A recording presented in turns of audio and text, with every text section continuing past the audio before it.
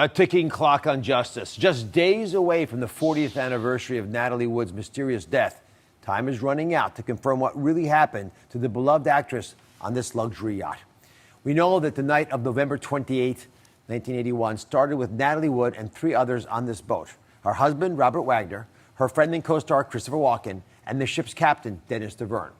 But by midnight, only 3 men remained. Today, Natalie's sister Lana is here with never-before-heard information from her own investigation. It's a hunt for the truth that we've been part of for years. She was one of the biggest movie stars of all time. But somehow, 40 years later, Natalie Wood's death remains a mystery. The thrice Oscar-nominated screen legend and charming actor Robert Wagner seemed to have a fairy tale life. But there were rumors of turbulence behind the facade, although they were married twice.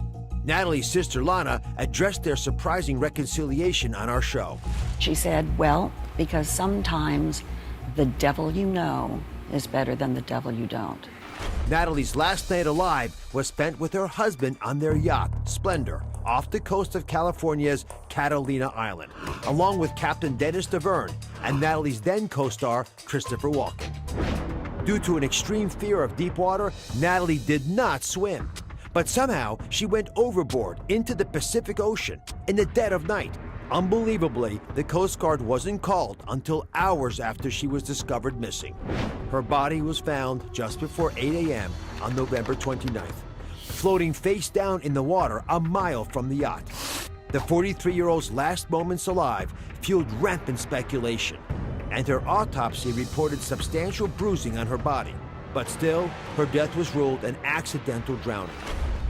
No charges were ever filed. The case was reopened 30 years later, in November of 2011, after anonymous sources contacted authorities with new information. Soon after, DeVerne, the captain, admitted to hearing an explosive fight between Natalie and Wagner late that night, which he recounted on the show. I could hear you arguing because their stateroom was right below the bridge deck. You could hear things being thrown about in the cabin. I mean, it was a full-on physical fight that was going on down there. In 2012, Natalie's cause of death was reclassified as drowning and other undetermined factors. Then, in 2018, authorities declared her death suspicious. Robert Wagner was named a person of interest and has reportedly refused to talk to investigators since the case was reopened. Now, 4 decades after Natalie's untimely death, will the truth finally be revealed? Our show's senior investigative correspondent Mars Cavalcampo is here with the latest. So I want to start with the reclassification of Natalie's death from an accidental drowning to drowning and other undetermined factors. So, Mar, what led authorities to make this meaningful shift decades after the event?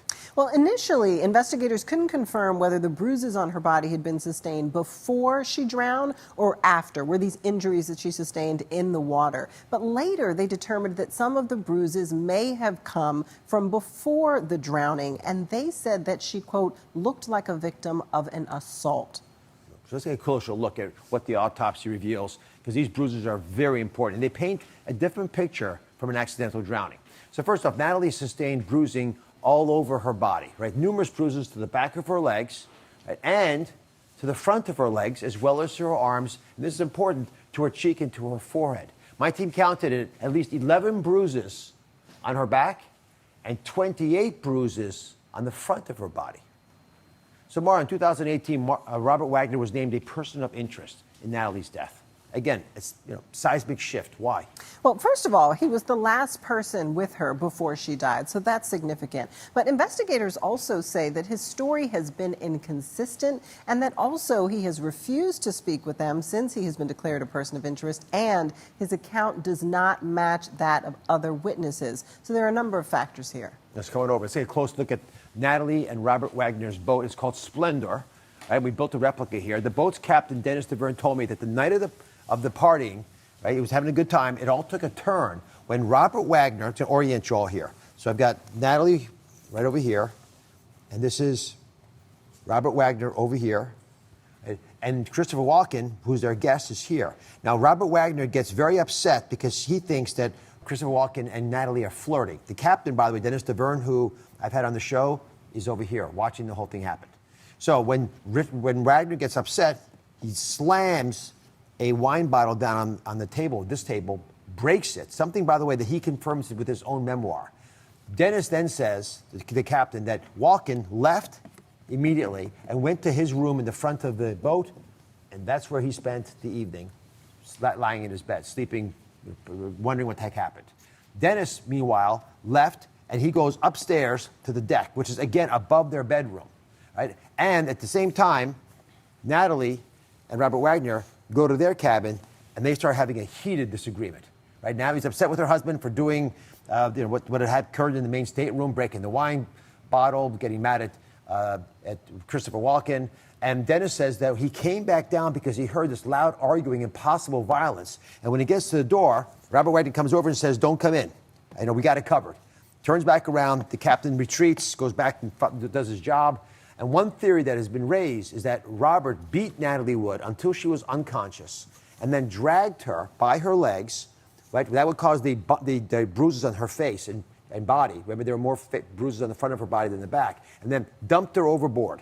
And she was unable to swim. Eventually was found dead, face down later on. Now, over the years, we've covered this case. We've attempted to get a comment from Robert Wagner or his attorney many times, including for this episode. We have not heard anything back at the time of this taping. Now, Mara, what do we know about what Wagner says happened that night? Well, he has recently granted a rare interview to his stepdaughter, Natalie's daughter, for a 2020 documentary. And in that interview, he says that during the fight between himself and Walken, Natalie went down. She went to bed because she wanted to get away from the argument. By herself. By herself. And that when he went to check on her later, she was gone and the dinghy was also gone. So in his 2008 memoir, he offered some explanations, some potential explanations for that. He says he believes there are two possibilities. That A, either Natalie wanted to get away from the arguing so bad that she put herself in the dinghy to try to escape, or B, she noticed that the dinghy was loose, and so she was trying to tie it up, she accidentally fell overboard, and that is what led to the drowning. There is, however, one piece of medical evidence that could potentially dispute the idea that Natalie was awake when she fell in the water. And it has to do with her bladder. It was full. Now, listen carefully, it's important. The average bladder can hold about 300 to 400 cc's, a pint of fluid in there. Natalie's bladder contained 300 cc's of urine during her autopsy. It was full. Here's the idea. If Natalie was truly, because she was fearful of drowning, had fallen in the water, her fight or flight response would have kicked in and she would have peed, right? You've heard that concept. If people are scared, they urinate. They'll defecate as well. It would have emptied her bladder. But if she was unconscious when she fell into the water, her brain wouldn't have known to kick in its fight or flight response, and her bladder would therefore be full. That's the concept.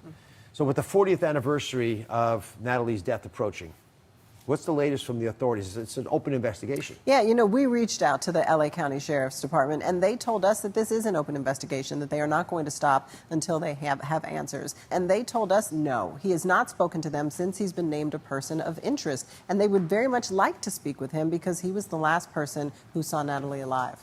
And he's not spoken to them. He has not spoken to them. Thanks as always, Mara. It's important to note that Robert Wagner has only been named a person of interest. He has never been charged in Natalie Wood's death. Coming up, could Natalie Wood's fingernails have revealed the truth of what really happened?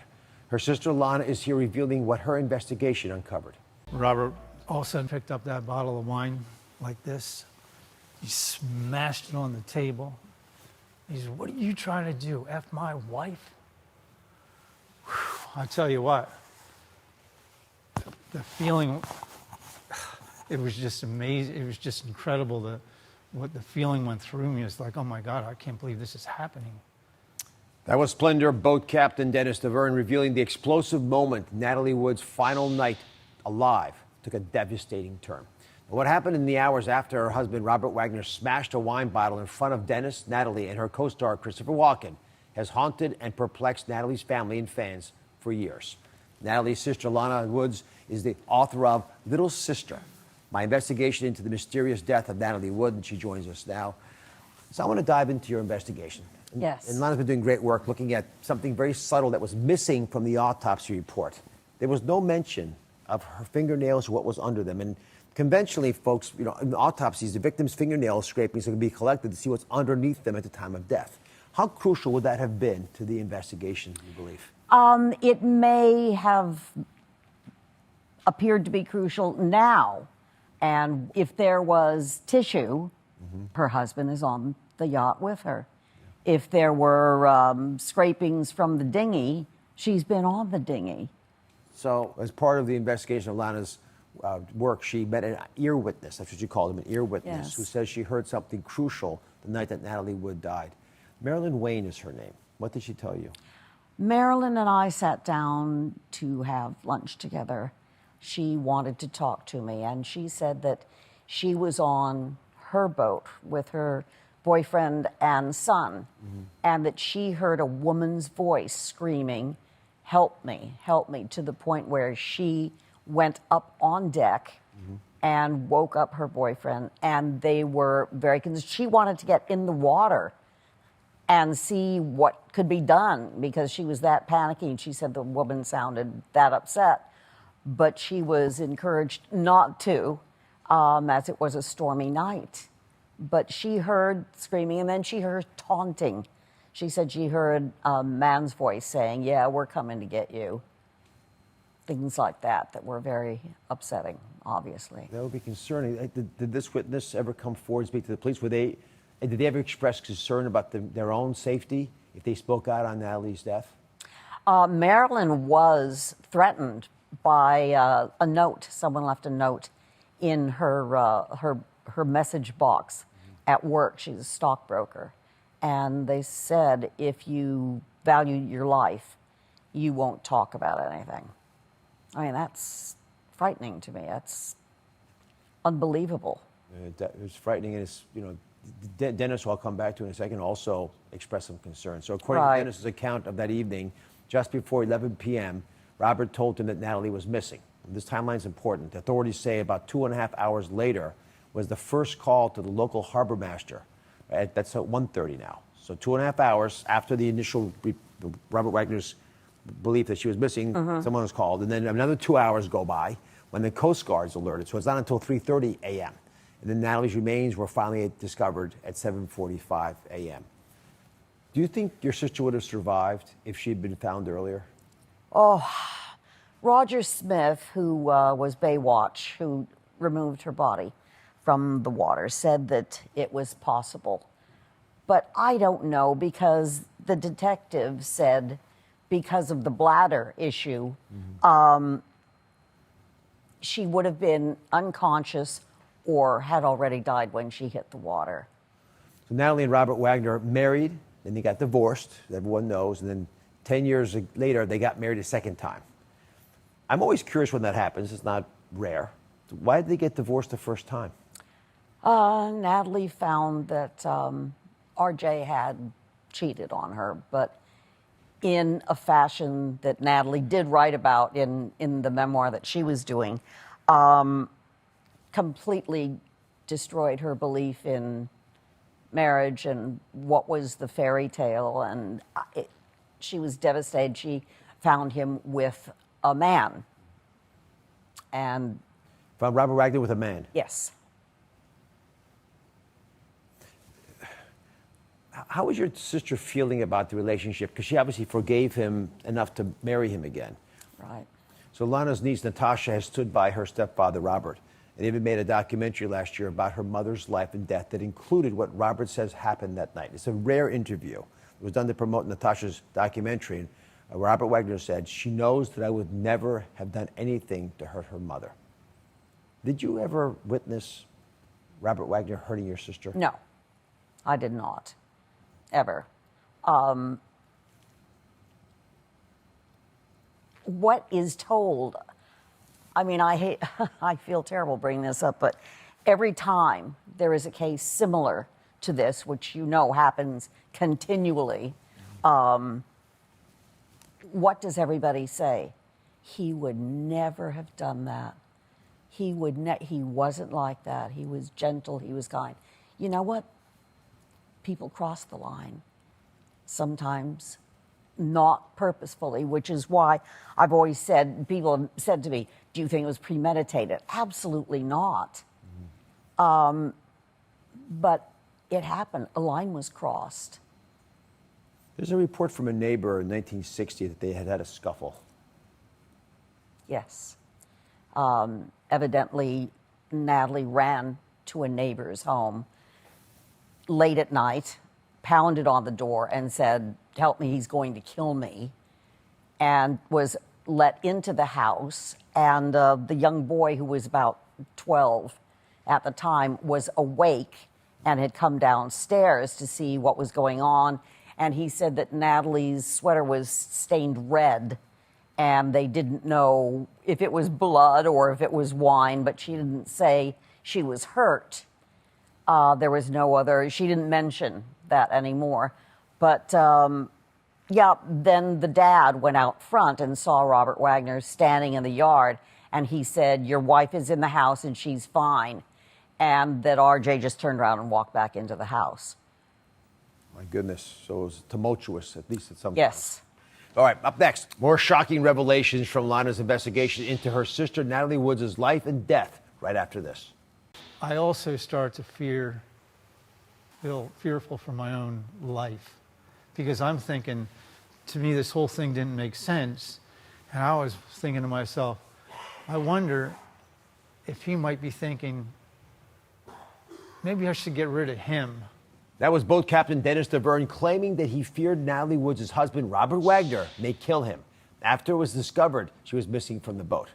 Robert Wagner has always denied he had anything to do with Natalie's death, but he remains a person of interest. Now, Natalie's younger sister, little sister author Lana Wood, is here with me today. So, Lana, as you dug more into Natalie's death, did you ever worry that you could be hurt?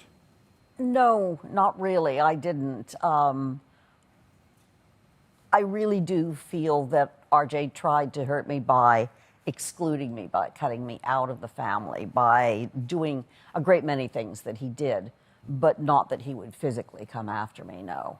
When was the last time you spoke to Robert Wagner? Oh, dear. When my mom died. He called. I called. I was in the hospital. She had passed, and I ran out into the hall and grabbed the phone and called RJ. Why, I don't know. But you've also got to remember that I have known him since I was 8 years old until present. So that's a long time to have someone in your family, out of your family, in your family, and not have some sort of a connection with them. So I called him and I told him that she had gone, and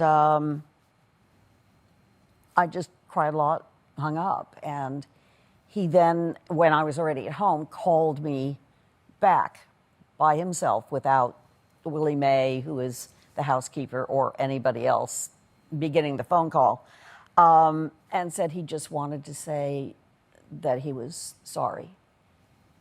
And that was it. But the phone call meant so much to me. And yet this is someone that I consider responsible for Natalie's death. If you could see him again, ask him just one more question before it's too late. He's 91 years old. Yeah. What would you ask him? Absolutely nothing, because I don't believe him or trust him anymore. He has, in his own words, in his books, given 3 different stories about what has happened, and I really feel that he is not capable of simply being truthful and to the point. Do you think the truth of what happened to your sister will eventually come to light? I hope so, just for her sake. What angers me the most are stories that are untrue about Natlie, about things about her personality or anything she's done that are completely untrue. And I appreciate Natasha, being loyal and standing up for her dad, but all she knows of her mother is what RJ has told her. We did reach out to Robert Wagner for comment on this episode. We have not heard back at this time. But in 2013, 2 years after the case was reopened, Wagner's attorney said in part, Mr. Wagner has fully cooperated over the last 30 years in the investigation of the accidental drowning of his wife in 1981. Mr. Wagner has been interviewed on multiple occasions by the Los Angeles Sheriff's Department and answered every single question asked of him by detectives during those interviews. It's not true. It's not true? No. He may have spoken to them the initial interview, the day that Natalie's body was found, but he has not spoken to them since and has refused to speak to them.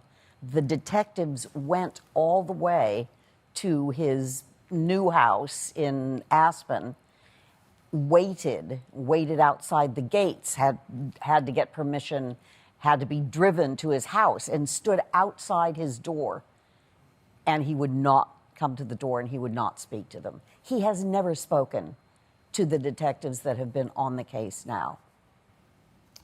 Thank you for joining. Thanks for sharing your insights, and I pray you reach closure on this. I don't think it'll ever happen, but I want it to happen for Natlie.